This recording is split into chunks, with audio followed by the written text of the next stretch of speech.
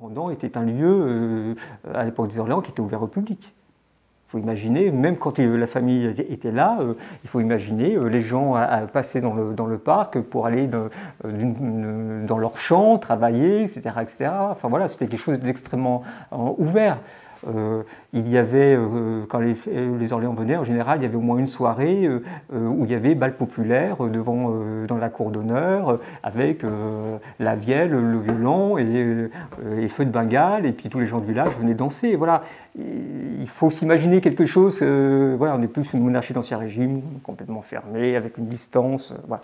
Et donc Randans a connu plusieurs phases, parce qu'après, la famille d'Orléans est partie en exil, donc Randans, il y a eu des époques de sommeil, et puis après, il y a eu à nouveau des époques plus fastes. Donc en fonction de ces différentes époques, il y a eu plus ou moins de personnel employé sur le site. Mais on peut distinguer le personnel, il y avait deux grands groupes.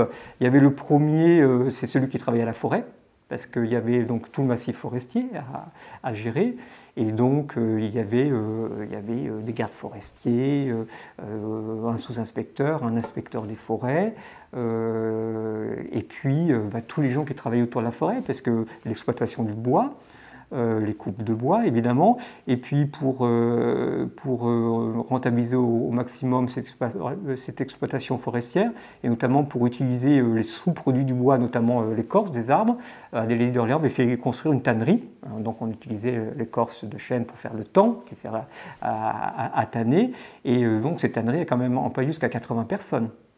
Alors, elle n'était pas gérée en direct par le domaine. Adélaïde d'Orléans a fait construire et a donné sa gestion à un privé. Mais bon, c'est la forêt de Randans qui alimentait la tannerie, et c'est Adélaïde d'Orléans qui, quand il fallait faire des travaux, voilà, payait.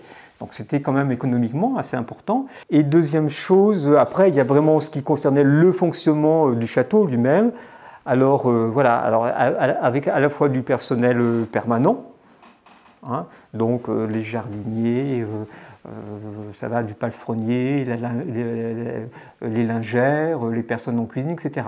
Seulement aussi, on fonctionne comme on fonctionne beaucoup à l'époque, c'est-à-dire avec des journaliers. C'est-à-dire quand la famille est là, eh bien, on emploie du personnel supplémentaire parce qu'il y a des besoins supplémentaires. Et puis quand elle est repartie, quand elle ne se joint pas, eh bien, il reste un groupe de permanents et c'est tout. Il y a vraiment une volonté de Louis-Philippe et d'Adélaïde d'Orléans de faire œuvre de développement du territoire. Voilà.